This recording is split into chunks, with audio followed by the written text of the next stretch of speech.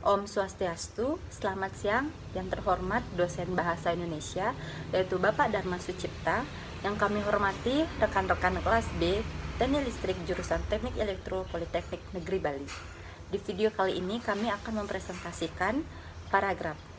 Sebelumnya kami akan memperkenalkan diri. Perkenalkan, nama saya Kade Alpidarta Ducayani, NIM 2015313030, dan dua rekan saya yaitu Komang Junior Tawan, NIM 2015313054, dan Kadek Surya Kencana Giri, NIM 2015313106.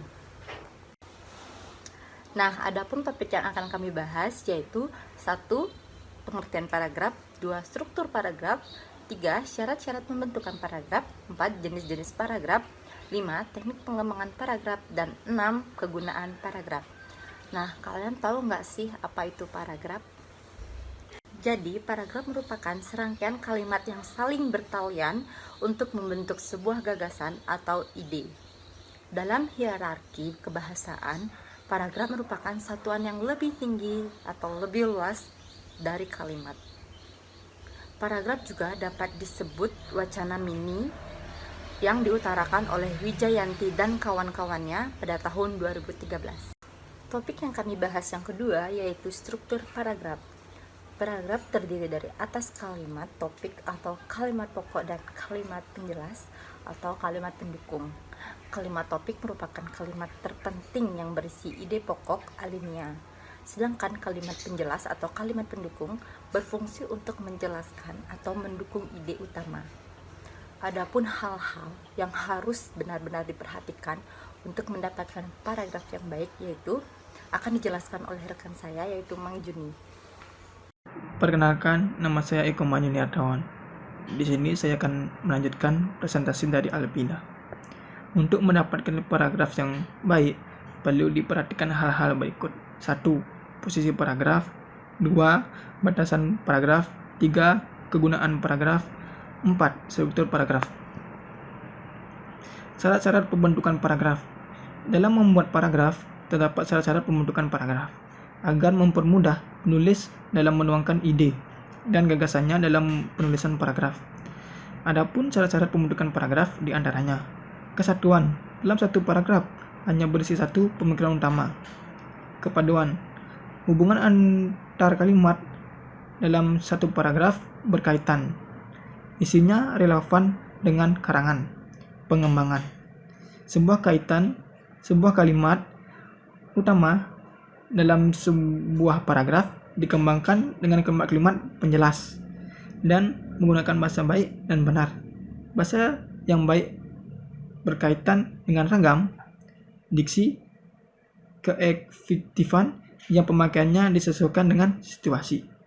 Sedangkan bahasa yang benar jika sesuai kaidah atau aturan bahasa. Jenis paragraf berdasarkan isi: paragraf narasi, paragraf deskripsi, paragraf eksposisi, paragraf argumentasi, paragraf persuasi. Berdasarkan letak kalimat utamanya: paragraf deduktif, paragraf induktif, paragraf ineratif, paragraf campuran. Teknik pengembangan paragraf secara alami. Pengembangan paragraf secara alami berdasarkan urutan ruang dan waktu. Urutan ruang merupakan urutan yang akan membawa pembaca dari satu titik ke titik berikutnya dalam suatu ruang. Klimaks dan antiklimaks. Pengembangan paragraf ini berdasarkan posisi tertentu dalam suatu rangkaian berupa posisi yang tertinggi atau paling menonjol, khusus, umum khusus, dan khusus umum. Dalam bentuk umum ke khusus utama diletakkan di awal paragraf, disebut paragraf deduktif. Dalam bentuk khusus umum, gagasan utama diletakkan di akhir paragraf, disebut paragraf induktif. Sekian presentasi kali ini dilanjutkan oleh Surya.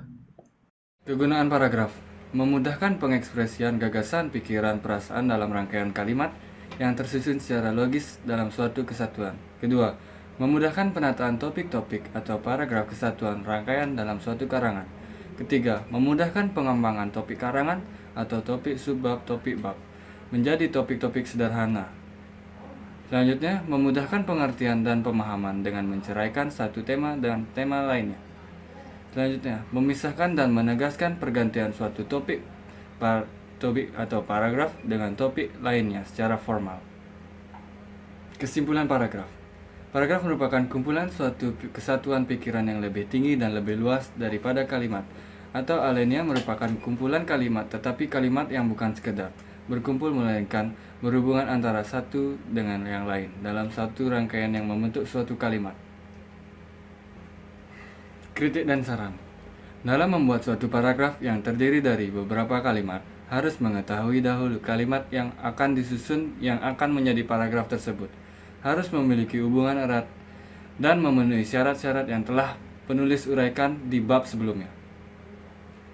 Demikian presentasi yang kelompok kami sampaikan. Jika ada salah kata, saya ucapkan mohon maaf. Sekian dan terima kasih.